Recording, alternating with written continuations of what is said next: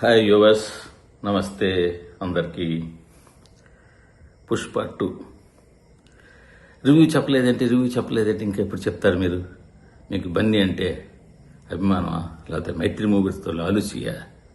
దేవరకు చెప్పారు, బచ్చన్కి చెప్పారు, ఇంకోటి చెప్పారు. ఇవి ఏవి రీజన్ కావు. నేను ఒక పర్సనల్ పని మీద నేను వైజాగ్ రావడం వల్ల రివ్యూ చెప్పడం లేట్ అయింది. అంతకుమించి నథింగ్, ఏం లేదు. సో సరే, ఆ సంగతి పక్కన పెడితే పుష్ప 2.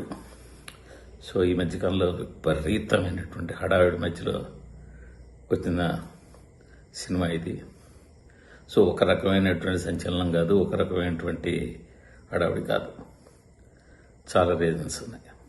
సినిమా టికెట్ రేట్ల, అది ఇంకోట ఇవేవో చాలా ఉన్నాయి. సో అవన్నీ పక్కన పెడితే సినిమా ఎలా ఉంది అని చూద్దాం. పుష్ప 1 కథ అందరికీ తెలిసిందే. వాస్తవంగా చెప్పాలంటే ఒక మామూలు కథ. ఏంటి, మనం చాలా సినిమాల్లో చూసిన నేలబారు నుంచి నింగి దాకా ఎదిగే ఒక సాధారణ మనిషి కథ. వైకుంఠపాళిలో కింద స్టార్ట్ అవుతాడు, నిచ్చెలు ఎక్కుకుంటూ చెక్క మీదకి వెళ్తాడు. ఎక్కడో మధ్య రోజులోకి వచ్చేసరికి పాము నోట్లో పడతాడు, మళ్ళీ లేస్తాడు, మళ్ళీ లేచి మీద దాకా వెళ్ళి కథ సుఖాంతం అవుతుంది. సో పుష్ప గారు కూడా అలాంటిదే. ఒక సాధారణ మనిషి ఎర్రచంద్రం కూలీగా మారి ఆ కూలీ నుంచి చక్క ఎక్కుతూ అడ్డు లేకుండా ఎదుగుతూ ఏకంగా సిండికేట్ లీడర్ అయిపోయిన కథ. బట్ 2 భాగాలు కాబట్టి సిండికేట్ లీడర్ అయిన తర్వాత అప్పుడు వాడికి ఒక పొజిషన్ అంటూ వచ్చింది. అది షెకావత్ క్యారెక్టర్ రూపంలో. సో ఇద్దరి మధ్యలో యుద్ధం అప్పుడు స్టార్ట్ అయింది. అది ఎక్కడికి వెళ్ళింది అన్నది ఇప్పుడు సెకండ్ పార్ట్. సో ఇప్పుడు సెకండ్ పార్ట్లో మనం ఊహించేది ఏంటి? పుష్ప పెద్దవాడు అయిపోయాడు, సిండికేట్ లీడర్ అయిపోయాడు, బాగా డబ్బు ఉన్నవాడు అయిపోయాడు. సో షెకావత్ అక్కడే ఉన్నాడు. ఈ ఇద్దరి మధ్యలో కన్ఫ్రంటేషన్ ఎలా ఉండబోతోంది? ఎత్తు పై ఎత్తు. పూర్వం వచ్చిన చక్కెర దొరక నుంచి మొన్న వచ్చిన ధృవ దాకా విలను హీరో ఎత్తులు పై ఎత్తులు వేసుకుంటూ ఆ టగ్ ఆఫ్ వార్ వాడుతూ ఉంటే ఎలా ఉంటుందండి? ఇదే మనం ఊహించింది. సాధారణంగా ఇలాగే ఉంటుంది అనుకుంటాం. బట్ సుకుమార్ అక్కడ ఉన్నాడు కాబట్టి సుకుమార్ ఏదో అనుకుని ఉంటాడు, ఆయన వేరే సంగతి. పుష్ప 2 రిలీజ్కు ముందు ఒక చిన్న ఇది కూడా వదిలేరు. పుష్ప ఎక్కడ బతుకున్నాడా లేదా అంటే ఒక పులుల కోసం పెట్టిన వీడియో కెమెరాల్లో కనిపించడం ఇదంతా. సో ఇదంతా బాగా క్యూరియాసిటీ జనరేట్ చేసింది. ఇదేదో ఖచ్చితంగా ఏదో బాగా ఉండబోతుంది. కానీ మన బ్యాడ్ లక్ లేకపోతే మనం ఊహించినది అతను ఆలోచించాడా, ఇవన్నీ పెడితే పుష్ప 2 కథ అలా వెళ్ళదు. పుష్ప 2లో పుష్పరాజుకి ఎదురు లేదు. Start to end 1 man show. Pushpa కొడితే అవతల పడిపోకుండా లేచే ప్రయత్నం ఉండదు. పుష్ప ఏకచిత్రాధిపత్యంగా వెళ్ళిపోవడమే తప్ప ఎదురు ఉండదు. షెకావత్ అనే క్యారెక్టర్ కొద్దిగా ఒక స్థాయి విలన్ కన్నా ఏమాత్రం ఎక్కువ కాదు. విలన్ అని అన్నాక లేదు, ఒక స్ట్రిక్ట్ ఆఫీసర్ అనుకుందాం. ఆ స్ట్రిక్ట్ ఆఫీసర్ కూడా పెద్ద బలమైన స్ట్రిక్ట్ ఆఫీసర్ కాదు. ఎందుకంటే వాడు వేసిన ఎత్తులకి పై ఎత్తులు కాదు, ఆ పై ఎత్తులు వేస్తుంటాడు హీరో. సో అక్కడ పెద్ద ఏమీ అడ్డంకులు ఉండవు. సో అందువల్ల పుష్ప 2 సినిమాకు సంబంధించినంత వరకు ప్రేక్షకుడు టెన్షన్ పడాల్సిన పనే లేదు. ఎందుకు? అమ్మో మా హీరోకి ఏమైనా అవుతుందేమో, మా హీరోను అడ్డుకుంటాడా, హీరో కింద పడ్డాడా, హీరో కింద పడ్డ హీరో ఎలా లేస్తాడు, అలాంటి భయాలు ఏం అసలేదు. హీరో ఎక్కడ మీదకే తప్ప గ్రాఫ్ కిందకి వెళ్ళదు. పైగా ఈ సినిమా స్పెషాలిటీ ఇంకో ఉంది. పుష్ప 1లో అన్ని క్యారెక్టర్లకి వాటి తాలూకు అస్తిత్వం అనేది ఒకటి ఉంటుంది. పుష్ప 2లో హీరో క్యారెక్టర్ కొద్దిగా హీరోయిన్ క్యారెక్టర్. హీరో ఆకాశం తింటాడు, హీరోయిన్ కూడా ఓకే. బట్ మిగతా క్యారెక్టర్లు అన్నీ అంగుష్టి మాత్రంలా ఉంటాయి. స్క్రీన్ మీద ఉన్నామా, స్క్రీన్ పేజెన్స్ ఇచ్చామా అంతే తప్పించి మిగతా సుకుమార్ సినిమాల్లో లాగా ఈ క్యారెక్టర్లన్నీ బలమైన క్యారెక్టర్లుగా కనిపించవు. అసలు సునీలు అనసూయ క్యారెక్టర్లు అయితే మరీ బఫూన్ క్యారెక్టర్లా ఉంటాయి. సో పుష్ప 2 కథనికి సంబంధించిన వరకు సుకుమారు చేసిన ఎక్సర్సైజు సుకుమార్ స్టైల్ అయితే కాదు. ఎందుకంటే సుకుమార్ మంచి కథకుడు, మంచి బలమైన క్యారెక్టర్లు రాస్తాడు, మంచి బలమైన సినిమాలు తీస్తాడు. బట్ ఈ సినిమాకి సంబంధించిన వరకు కేవలం హీరోయిజము, హీరో కోసం హీరో సినిమా అనేది పెట్టలేడు. బహుశా నేను అనుకోవడం ఏంటంటే పుష్ప 1కి 2కి మధ్యలో ఒక 3 years గ్యాప్ వచ్చింది. ఈ 3 years గ్యాప్ చిన్నదేం కాదు. చాలా రకరకాల మార్పులు సినిమాల పరంగా సంభవించాయి. పెద్దగా కథ లేకుండానే కేజీఎఫ్ కేవలం ప్రతి సీన్కి ఎలివేషన్ చేసుకుంటూ చేసిన సలార్ చూసాం. కొద్దిగా డివోషనల్ టచ్ ఉన్న హనుమాను, కార్తికేయ 2, కాంతార ఇలాంటివి చూసాం. ఇలా రకరకాల మార్పులకు లోనైన సినిమా. సో ఈ మార్పుల ప్రభావం అంతా కూడా పుష్ప 2 మీద పడినట్టు కనిపిస్తుంది. నిజానికి సుకుమార్ లాంటి డైరెక్టర్ మీద అలా ప్రభావం పడకూడదు, ఎందుకంటే ఆయన స్టైల్ అయింది. మరో విషయం ఏంటంటే పుష్ప 1 తెలుగు నాటకన్నా నార్త్ బెల్ట్లో పెద్ద హిట్ అయింది. అది కూడా ఒక సర్ప్రైజ్ హిట్, ఎక్స్పెక్ట్ చేయని హిట్. బీహార్, యూపీ లాంటి కొన్ని మాస్ బెల్ట్స్లో బీసీ సెంటర్లో బాగా ఆడిన సినిమా. ఇప్పుడు ఆ ప్రభావం పుష్ప 2 మీద క్లియర్గా కనిపిస్తుంది. అసలు పుష్పరాజ్ గెటప్ కానీ, యాటిట్యూడ్ కానీ, ప్రవర్తన కానీ సినిమాలో ఖైనీ తిన్నట్టు చూపించలేదు, కానీ ఇప్పుడు నోట్లో ఏదో ఒకటి ఉంటుంది, దాంతో నోట్లో పెట్టుకుని మాట్లాడుతుంటాడు. నిజంగా చాలా ప్రాక్టీస్, గొప్ప ప్రాక్టీస్. అది సేమ్ మనకి నార్త్ ఇండియాలో కనిపిస్తూ ఉంటుంది అక్కడక్కడ. అలాగనే ఆ పూల చొక్కాలు, ఈ మెడలో గొలుసులు, ఇవి ప్లేగా జీప్ ముందు కూర్చుని తుపాకులు అంటే గాల్లో పేలుస్తుంది, ఇవన్నీ కూడా నార్త్ మాస్ బెల్ట్లో బాగా ఆసక్తి కలిగించే అంశాలు. సో ఎక్కువగా ఈ సినిమా ఆ బెల్ట్లో ఆడాలి ఈసారి ఖచ్చితంగా. సో ఆ విధంగా బన్నీ నార్త్ ఇండియా ఫౌండేషన్ బలంగా పడాలి అన్న ఐడియా ఏదో పెట్టుకున్నారు. సో ఆ విధంగా కథనే వాళ్ళు దాని అనుగుణంగా ఈ 3 ఏళ్లలో రకరకాలుగా మార్చుకుని ఉండొచ్చు. మేబీ రీషూట్లు చేసి ఉండొచ్చు, రీషూట్ చేయకుండా స్క్రిప్ట్నే రీరైట్ చేసి ఉండొచ్చు, ఏదో చేశారు. అందువల్ల కథ చాలా ఒడిదుడుకు లోనైపోయింది. ఇన్ని అంశాల మధ్యలో కథను తయారు చేయడం చిన్న విషయం కాదు. పైగా ఒక సినిమా మీద విపరీతంగా అంచనాలు ఉన్నప్పుడు అలా చేయడం అంత చిన్న సంగతి కూడా కాదు. సో కథ ఎప్పుడైతే ఇన్ని ఒడిదుడుకు లోనైందో పుష్ప 2కి బలమైన కథ తయారు కాలేదు అన్నది వాస్తవం. సో బలమైన కథ ఎప్పుడైతే తయారు కాలేదో సినిమా మేకింగ్ కేజీఎఫ్ ప్యాటర్న్ ఎప్పుడైతే తీసుకున్నారో, సినిమా ఓపెనింగ్ షాట్ జపాన్లో పెద్ద మాస్ ఫైట్, ఓకే, తర్వాత మళ్ళీ మరోసారి ఎలివేషన్, ఇలా స్క్రీన్ మీద హీరో కనిపించినప్పుడు అలా ఎలివేషన్ ఎలివేషన్ ఎలివేషన్ ఎలివేషన్. ఈ ఎలివేషన్లో కాలం వెళ్ళిపోతుంటుంది. సరే సినిమా తొలి సగం ఓకే పర్వాలేదు, బాగానే ఉందిరా, ఈ మాత్రం ఉంటే చాలు అనుకునేలా ఉంటుంది. బట్ అక్కడ ఇంకొక ప్రాబ్లం ఏంటంటే కొద్దిగా నెరేటివ్ స్టైల్ని సుకుమార్ ఈ సినిమాలో మార్చినట్టు కనిపిస్తుంది. ఫస్ట్ హాఫ్ చూస్తే కొంచెం స్లో నేరేషన్ ఉంటుంది, పైగా డైలాగులు ఎక్కువ ఉంటాయి. ఆ డైలాగులు చెప్పడంలో కొద్దిగా నాట్ 1% డ్రామా మిక్స్ చేశారు, మరీ ఓల్డ్ అయిన డ్రామా కాదు. సో ఇవన్నీ కలిపి తొలి సగాన్ని ఒక డిఫరెంట్ ప్యాటర్న్లోకి తీసుకెళ్లే ప్రయత్నం అయితే కనిపించింది. సో పర్వాలేదు, తొలి సగం బాగానే ఉంది, ఎందుకంటే పాటలు, ఈ ఫైట్లు ఇవన్నీ కలిపి ఒక కొంతవరకు ఎస్టాబ్లిష్ చేసాయి. బట్ మళ్ళీ సగం వచ్చిన తర్వాత సినిమా కొంచెం పక్క వెళ్ళిపోయింది. సినిమాలో పార్ట్ 2 బేసిక్ పాయింట్ ఏంటి, బిజినెస్ మ్యాన్లో మహేష్ బాబు లాగా నీకు 100 కోట్లు కాదు 500 కోట్లు ఇస్తాను, నేను అక్కడి నుంచి 200 కోట్లు, ఇక్కడ 200 తెప్పిస్తాను, 300 తెప్పిస్తాను, నువ్వు సీఎం మార్చి, నువ్వు ఎమ్మెల్యే నిలుకొని, నేను హెలికాప్టర్లో డబ్బులు పంపిస్తా, ఇలాగ మొత్తం గాలిలో మేడలు కట్టడం ఏదైతే ఉంటుందో అలాంటి హడావుడి ఇక్కడ స్టార్ట్ అవుతుంది. ఒక చిన్న ఈగో ప్రాబ్లం వల్ల స్టార్ట్ అయినప్పుడు 2000 టన్నుల ఎర్ర చందనం, 500 కోట్ల అమౌంట్ అనేది సినిమాలో కీ పాయింట్గా మారుతుంది. పోనీ ఇక్కడ కూడా సుకుమార్ కొంచెం గట్టిగా చేయొచ్చు. ఎలాగా, హీరో ఒక ఎత్తేసాడు, దాన్ని షకావత్ ఇంకో ఎత్తేసాడు, హీరో ఒక్కసారి దెబ్బతిన్నాడు, పడ్డాడు, మళ్ళీ మీదకి లేవాలి. కానీ ఇక్కడ అలా ఏం ఉండదు.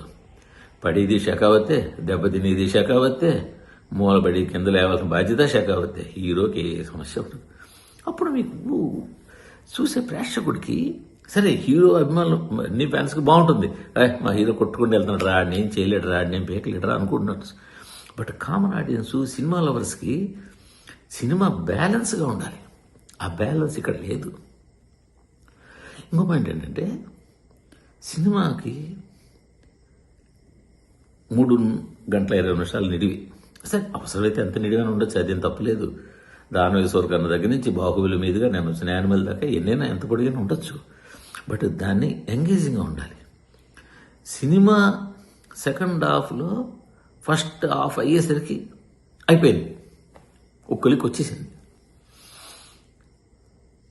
కానీ హీరో ఆగరా, దర్శకుడు ఆగరా, అక్కడి నుంచి వేరే టర్న్ తీసుకున్నారు. అరే మనం నార్త్ బెల్ట్లో తీసుకుని మాస్ డెవలప్ చేసాము, మాసు లైన్ ఇవన్నీ చేసాం కదా, అరే మన సౌత్ ఇండియా ప్రేక్షకులు ఏమైపోతారు, వాళ్ళకి కావాలి కదా, వాళ్ళకి గుండెలు పిండేసి ఎమోషన్ పట్టించాలి, వాళ్ళ కంట కన్నీళ్లు పెట్టించాలి. మనం ఎమోషన్ వదిలేస్తే ఎలాగా, ఫ్యామిలీని వదిలేస్తే ఎలాగా, మనకు అసలే అలవేకుడుపురం, సన్ ఆఫ్ సత్యమూర్తి లాంటి ఫ్యామిలీ సినిమాలు ఉన్నాయి. సో అని చెప్పి ఫ్యామిలీ వైపు వెళ్ళారు. ఇక ఫ్యామిలీ అప్పటికే దాదాపు 3 గంటల సినిమా, 3 గంటలు కొంచెం తక్కువగా సినిమా చూసేస్తున్నారు. అమ్మాయి అయిపోయింది ఇంకా అనుకునే ఫీలింగ్తో ఉన్నప్పుడు అప్పుడు స్టార్ట్ అయింది. అప్పటికి విపరీతమైన ప్రెజర్ తోటి ఉన్న ప్రేక్షకుడి మీద ఈ సెటప్ అంతగా ఎక్కదు. పైగా అది బాగా విపరీతం ల్యాగ్ అనిపిస్తుంది. పైగా అక్కడ మేజర్ యాక్టర్లు ఇన్వాల్వ్ అయితే, హీరో హీరోయిన్ ఇన్వాల్వ్ అయితే వేరు. అత్తారిని దారేదిలో హీరో నడియా ఇన్వాల్వ్ అయ్యారు. సన్ ఆఫ్ సత్యమూర్తిలో హీరో హీరోయిన్ అందరూ ఒక సెట్ ఆఫ్ ఇన్వాల్వ్ అయ్యారు. ఇలాగ ఇక్కడ ఇన్వాల్వ్ అయ్యింది హీరో తల్లి, అజయ్, ఇలాంటి సపోర్టింగ్ క్యారెక్టర్లు. సో అది ప్రేక్షకుడికి ఎక్కదు. సో అది సినిమాని కొంచెం తేలిపోయేలా చేసింది. సో మొత్తం మీద చూసుకుంటే సినిమాలో బలమైన కథ లేకపోవడం ఒక పాయింట్. రెండోది పూర్తిగా హీరో సెంట్రిక్గా ఎలివేషన్స్తో వెళ్ళిపోవడం రెండో పాయింట్. విలన్ క్యారెక్టర్ని లేదా స్ట్రిక్ట్ ఆఫీసర్ని చాలా బఫూన్గా తయారు చేయడం ఇంకో క్యారెక్టర్. పైగా షకావత్ క్యారెక్టర్ తోటి జనాలు కొంత కనెక్ట్ అయ్యి ఉన్నారు. అతనేమి విలన్ గాను ఒక స్ట్రిక్ట్ ఆఫీసర్గా చూడలేదు. షకావత్ క్యారెక్టర్ కూడా పుష్పతో సమానమైన బలమైన క్యారెక్టర్గా చూశారు. అలాంటి క్యారెక్టర్కి అలాంటి ఎండింగ్ ఇవ్వడం అన్నది జనాలకి డైజెస్ట్ అవ్వదు. సో ఇవన్నీ కలిపి సినిమా మీద, సినిమాకు ఉన్న ఇంపాక్ట్ని, సినిమాకి ఇచ్చే రేటింగ్ని కొంత తగ్గించేస్తాయి. బట్ ఈ సినిమా ప్లస్ పాయింట్లు చూసుకుంటే బన్నీ యాక్టింగ్, అద్భుతమైన యాక్టింగ్. నిజానికి బన్నీకి పుష్పకి నేషనల్ అవార్డు ఇచ్చినప్పుడు చిన్న బస్సు చిట్లించిన వాళ్ళే, ఏమి ఇచ్చారా, ఏమి యాక్ట్ చేశాడు, నేషనల్ అవార్డు ఇచ్చారు అనేవాళ్ళు ఉన్నారు. ఇచ్చిన సంతోషించిన వాళ్ళు ఉన్నారు, ఇంటర్నల్గా కామెంట్ చేసిన వాళ్ళు ఉన్నారు. బట్ ఈ సినిమా కనుక నేషనల్ అవార్డు ఇచ్చారంటే ఆ కామెంట్ ఎవ్వడు చేయడు, సమస్య లేదు. ఈ సినిమాకి నేషనల్ అవార్డు కనుక బన్నీకి ఇస్తే బ్రహ్మాండంగా యాక్ట్ చేశాడు కదా, ఆ జాతర సీన్లో అద్భుతంగా యాక్ట్ చేశాడు, కొన్ని సీన్లో కంట తడి పెట్టించాడు, ఇవన్నీ చాలా బాగా చేశాడు కదా బన్నీ. సినిమా చూసిన విధంలో బన్నీ బాగా చేశాడు అన్న కారణం రీజన్ అదే, ఎందుకంటే బన్నీ బాగా చేశాడు కాబట్టి. ఇప్పుడు బన్నీ బాగా చేస్తే సరిపోదు, బన్నీతో పాటు మిగతా యాక్టర్లు అన్నీ కూడా బాగా చేయాలి, వాటికి తగిన క్యారెక్టర్ ఉండాలి. అక్కడ తగ్గిపోయింది సినిమా. అంటే బన్నీని పెంచడంలో భాగంగా దర్శకుడు సుకుమార్ ఏం చేశాడంటే మిగతా క్యారెక్టర్లు తగ్గించాడు. అంటే చిన్న గీత దగ్గర పెద్ద గీత అనే టైప్లో చేశాడు. అలా కాకుండా పెద్ద గీత ఉండాలి, పక్కన సపోర్టింగ్ పెద్ద గీతలు ఉండాలి, అప్పుడు పెద్ద గీతలా కనపడాలి. అది మానేసి వీటన్నింటినీ చిన్న గీతలు వేసి చూసారా చాలా పెద్ద గీత అనిపించేలా ప్రయత్నం చేశాడు. బట్ అలా అని బన్నీ ఊరుకోలేదు, బన్నీ చాలా బాగా చేశాడు. కానీ దర్శకుడు మిగతా క్యారెక్టర్లకి అన్యాయం చేశాడు, చాలా అన్యాయం చేశాడు మిగతా క్యారెక్టర్లకి. సరే ఇంకా ఆ పాయింట్ పక్కన పెడదాం. ఇంకో ప్లస్ పాయింట్ ఏంటంటే పిక్చరైజేషన్లో కొన్ని అడవిలో ఎర్రచంద్ర ట్రాన్స్పోర్ట్ కానీ, సముద్రం మీద ఎర్రచంద్ర ట్రాన్స్పోర్ట్ కానీ, కొన్ని ఐడియాలు కానీ, సరే కొన్ని లాజిక్లకు దూరంగా ఉన్నాయి. సరే 2000 టన్నుల ఎర్రచంద్రం తోటి ఎడ్డబళ్ళు చేయిస్తే ఎన్ని బళ్ళు చేయించాలి, అదొకటి ఉంటుంది కదా. అవన్నీ లాజిక్, సరే అవన్నీ తర్వాత సినిమా, కమర్షియల్ సినిమాకి అంత లాజిక్లు వెతికే పని లేదు, వెతికితే కూడా మీరు ఒప్పుకోరు. సరే ఏమైతే అవన్నీ సినిమాటోగ్రఫీ ఎక్సలెంట్గా ఉంది. కానీ సినిమాకి బలమైన బ్యాక్గ్రౌండ్ స్కోర్ దగ్గరికి వచ్చేసరికి different set of people background score చేయడం వల్ల కావచ్చు కొంచెం సెట్ కాలేదు. రకరకాల అంటే ఏదంటే ఎవరో ఒకళ్ళు చేస్తే ఒక థీమ్ ఉంటుంది, ఓ సిగ్నేచర్ ట్యూన్ పట్టుకుని సినిమాని మెయింటైన్ చేయడం ఉంటుంది, ఒక థీమ్ ఉంటుంది. అది ఈ సినిమాలో బ్యాక్గ్రౌండ్ స్కోర్ పరంగా లోపించింది. బట్ పాటల పరంగా బన్నీకి కానీ దేవి సుకుమార్ కానీ దేవి ఎప్పుడూ అన్యాయం చేయడు. అద్భుతమైన పాటలు, రిలీజ్ ముందు కొన్ని పాటలు ఇది అలా ఉందా ఇలా ఉందా అనుకుని స్క్రీన్ మీద అన్ని పాటలు బ్రహ్మాండంగా ఉన్నాయి. సుకుమార్ ఎక్సలెన్సీకి ఒక సీన్ చాలా ఉదాహరణ ఏంటంటే, ఒక మ్యూజిక్ బిట్తో జాతర క్లోజ్ చేస్తూ దాని కంటిన్యూషన్ సాంగ్ ప్లే చేస్తూ దీన్ని పర్ఫెక్ట్గా మ్యాచ్ చేసిన సీన్ ఎక్సలెంట్. అలాగనే రష్మికి ఒక సీన్ ఎక్సలెంట్ స్క్రీన్ పడింది. అపరిచితుడు టైపు యాక్టింగ్ అద్భుతంగా చేసిన అమ్మాయి. సడన్ హీరోయిన్కి అలా ఛాన్సులు తక్కువగా రేర్గా దొరుకుతుంటాయి. సో మంచి జరిగింది. సో ఇవి ఇలా ప్లస్ పాయింట్లు ఉన్నాయి, మైనస్ పాయింట్లు ఉన్నాయి ఈ సినిమాకి. బట్ ఇంకొంచెం జాగ్రత్త పడి ఉంటే మంచి సినిమా అయి ఉండేది. బట్ ఎందుకు జాగ్రత్త పడలేదు? కథ మీద జాగ్రత్త పడలేదు, లెంగ్త్ మీద జాగ్రత్త పడలేదు, సెకండ్ హాఫ్ని ఎక్కడ క్లోజ్ చేయాలో ఎక్కడ చేయాలో తెలియక లేదా అలా చేయడంలో జాగ్రత్త పడలేదు. మళ్ళీ ఇలా కాదు 3కి లీడ్ ఇవ్వాలని చెప్పి ఇచ్చిన లీడ్ అంత సంతృప్తికరంగా ఉండదు.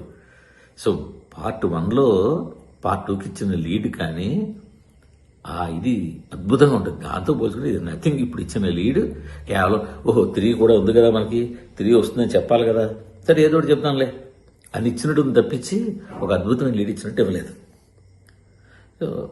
సో మొత్తం మీద చూసుకుంటే పుష్ప కొంచెం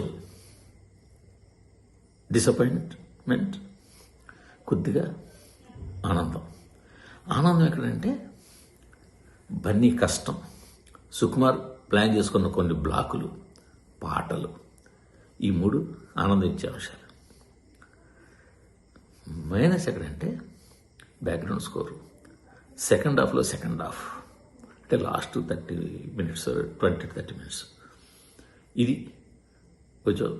మూడోది షెకావత్ అనే ఫాజిల్ క్యారెక్టర్, అలాగే మిగిలిన సిండికేట్ మెంబర్ల క్యారెక్టర్లు, ఇవన్నీ సరిగ్గా డిజైన్ చేయకపోవడం, ఇవి కాస్త బాధ అనిపించే అంశాలు.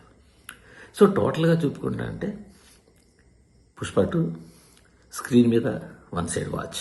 ఎందుకంటే ఆ హెవీ పిక్చరైజేషను, ఆ పాటలు, ఫైట్లు. ఇందాక మొదట్లో మీకు చెప్పిన విషయం ఒకటి మర్చిపోయాను. యాక్చువల్గా రష్మిక క్యారెక్టర్ డిజైన్ కానీ, ఆ పాటలు కానీ, వాళ్ళిద్దరి మధ్య హీరో ఇంటిమేసీ సీన్లు కానీ, ఇవన్నీ కూడా కొంచెం నార్త్ బెల్ట్లోని ఒక సర్టెన్ ఏరియాస్ని కొంచెం టార్గెట్ చేసుకుని వాళ్ళ ఆడియన్స్ని టార్గెట్ చేసుకుంటూ డిజైన్ చేసినవి. వాటి వల్ల ఏంటంటే మన దగ్గర ఉన్న ఫ్యామిలీ ఆడియన్స్ ఏ మేరకు కొద్దిగా ధైర్యం వెళ్తారా ఉంటారా అది కొంచెం చూడాల్సి ఉంది. సో మొత్తంగా ఏం చెప్పాలంటే సుకుమార్ ఆయనకున్న స్టామినాను, ఆయన మీద మనం పెట్టుకునే అంచనాను టోటల్గా 100% వాడిన కానీ నిలబెట్టిన సినిమా అయితే కాదు. కేవలం హీరో బన్నీని దృష్టిలో పెట్టుకుని, పుష్ప 1 తలకి ఇమేజ్ని దృష్టిలో పెట్టుకుని బన్నీ కోసం తీసిన సినిమా ఇది. ఒక బన్నీ కూడా ఒక కేజీఎఫ్ లాంటి సినిమా ఇవ్వాలని చేశాను. కానీ వీళ్ళు ఏమనుకుంటారంటే సినిమాకి అన్నీ సమకూరితే ఒక సోల్ అనేది ఆటోమేటిక్గా వచ్చి కూర్చుంటుంది. దాన్ని మనం డిస్క్రైబ్ చేయలేము, డైరెక్టర్ కూడా కనిపెట్టలేకపోవచ్చు. డైరెక్టర్ అది అన్ని పాళ్ళు సమకూరితే ఆటోమేటిక్గా సినిమా భలే ఉందిగా సినిమా అనిపిస్తుంది. సో ఇక్కడ ఆ అన్ని పాళ్ళు అనేది సమకూరలేదు. అందుకని ఎక్కడో అసంతృప్తి ప్రతి ప్రేక్షకుడికి ఉంటుంది. బన్నీ అభిమానులు బయటికి చెప్పరు, మిగతా వాళ్ళు బయటికి చెప్తారు. అదంతే తేడా. So that is my take. మళ్ళీ మరో సినిమాతో కలుద్దాం. నమస్తే.